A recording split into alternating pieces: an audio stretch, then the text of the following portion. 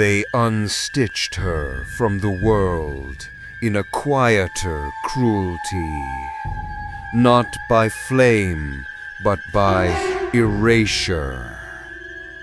The judges folded her out of daylight like a miscut page, buried her in silence, locked her beneath the earth. No mercy, no miracle, only stone walls and torches that burn without warmth. Here, the unwanted dead are kept, souls God refused, souls hell would not claim.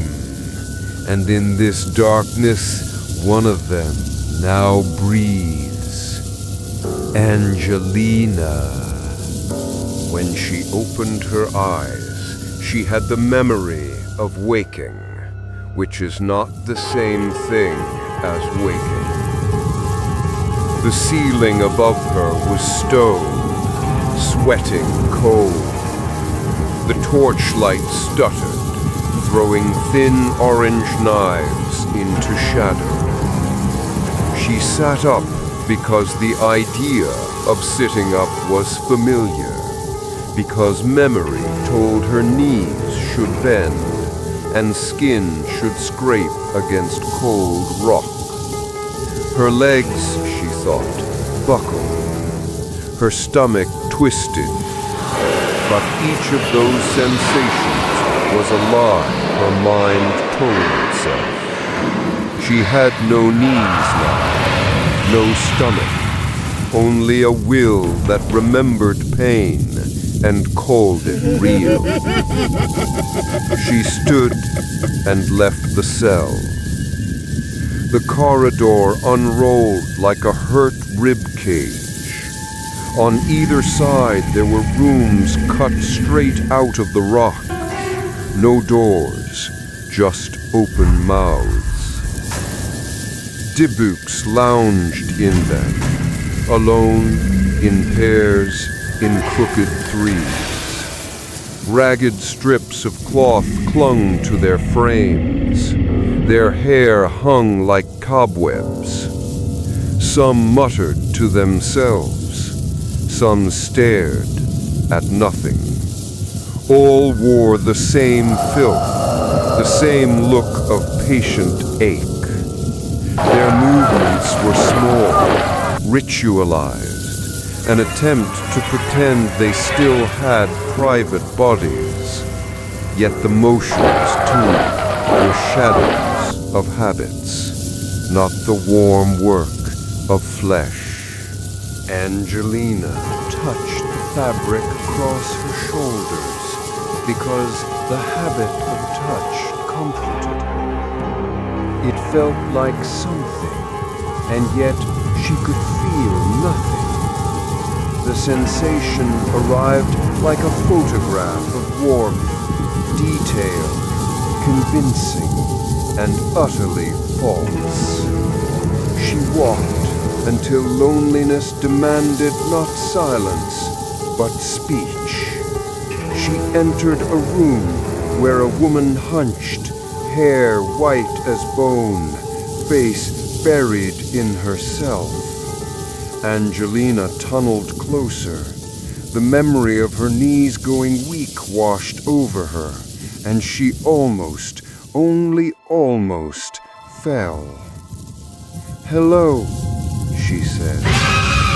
The old woman raised her head and screamed as if the name itself had split her open. The sound rent the corridor. Angelina's chest convulsed.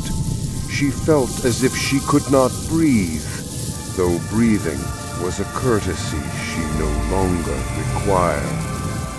She fled, the phantom of panic driving her faster than fear alone could. When her legs could no longer carry her, she slid down the stone and pressed her back to the wall, eyes closed against the endless dark. She waited. Time in a place like this was a rumor. After a while, the corridor murmured, soft, intimate, and called her name. Angelina. She turned. No one stood in the passage. From the right, a woman sat on the floor with her back toward the doorway. Blonde hair hung like a pale curtain. She whispered the name again. Angelina. Angelina.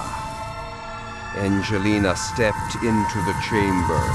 The light made the other's profile a flat, cruel relief.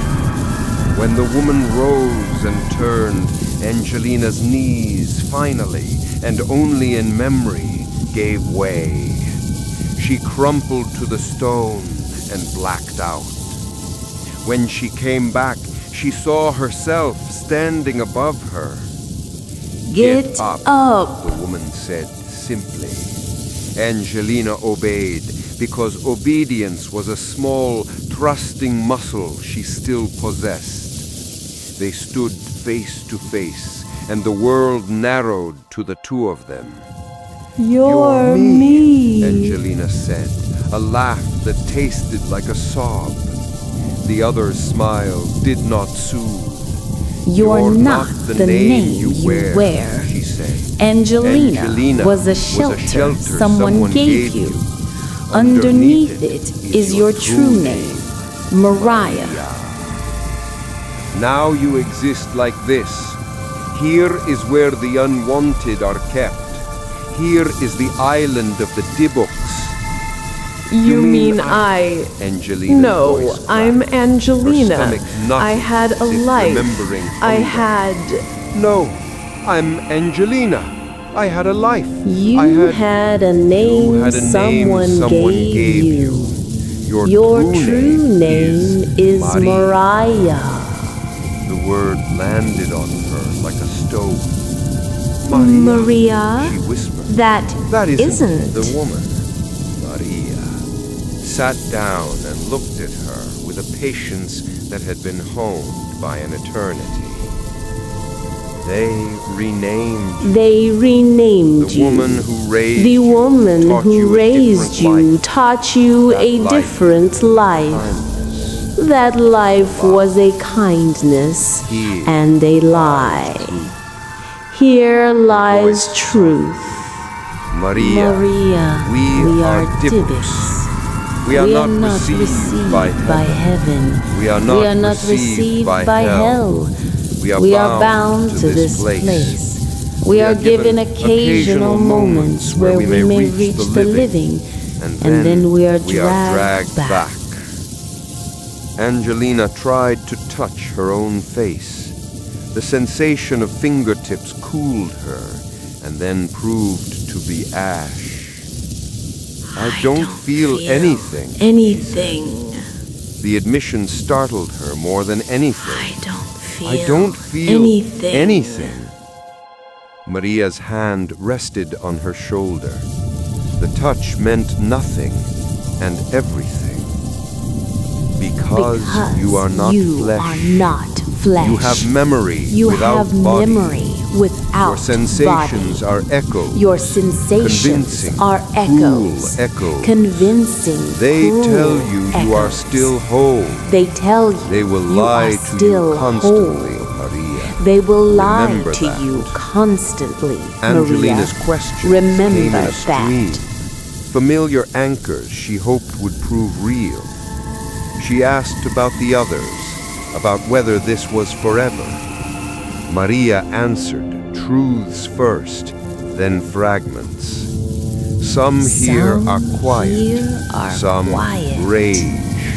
There are worse things here than emptiness. There are worse things here then said, than emptiness. There are those the judges bound more tightly. More tightly. Do not look into their eyes, Maria. They are different. The warning was as precise as a blade. Into their eyes, Why? Maria. Angelina demanded. Because they are not like us. They were bound for something else. else. Maria's voice dropped. satanic. They were locked behind a door because even here they could do harm. They do not enter human hosts like we do. They do not They can come as forms of cats on the earth. When they enter a living body, it is not a reclaiming. It's a when swallowing. They enter a living if you body, meet their gaze, it is not a reclaiming. It's a swallowing. Angelina's mind reached if for the you image meet of the their black gaze, cat that had followed them in Barcelona. Break. She felt, with that same phantom certainty, a chill and a pleading that felt physically cold. The cat, she breathed. The cat followed us. Maria's eyes locked with hers. They use cats to probe the world. Remember that. Remember that. Remember the lullaby you once heard? The lullaby Some songs belong to us. Some Others songs belong to us. Others Later, when Maria led to Angelina them. through the longer corridors, she pointed out a door, ancient, Never iron-banded. go there. Never go there. Never look at them. Never They passed look rooms where at creatures them. chattered low, and others where a single whale had worn grooves into the stone. There was one chamber where a man of enormous height stepped into their path. He looked at Angelina with God's pleading curse carved in his is face. heavy on God's me. curse is heavy on Help me. he groped. Help me. Her chest tightened with reflexive compassion, though she could only mimic the act. The idea of hands moving to help swelled in her like an image of heroism, and then she remembered the hollowness of her palms. She stumbled away until the corridor swallowed them both. Maria sat with Angelina in a quiet alcove and unfastened more memory for her. She said, You were told your father died in an accident. That is a story that was given to you. The truth. Caught a strange, exhausted softness. She did not die the way they told the way they told you. He is here. He is one of us. Word felt like a cracked bell. Angelina's phantom throat worked around the impossible fact. My father, my real father is here. He is, Maria said. If you cannot remember him now, it will come. Memory is a slow thing in this place, but it returns, sometimes in pieces, sometimes in storms. If you go to the right room when the light is thin, you might hear him, but do not let hope become your cage. Some truths here calm you, others break you. Angelina clung to the notion of flesh somewhere.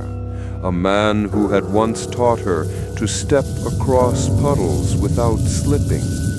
The image swelled and thinned like a film. I want to remember. Tell me who I was. Tell me everything. Maria leaned forward.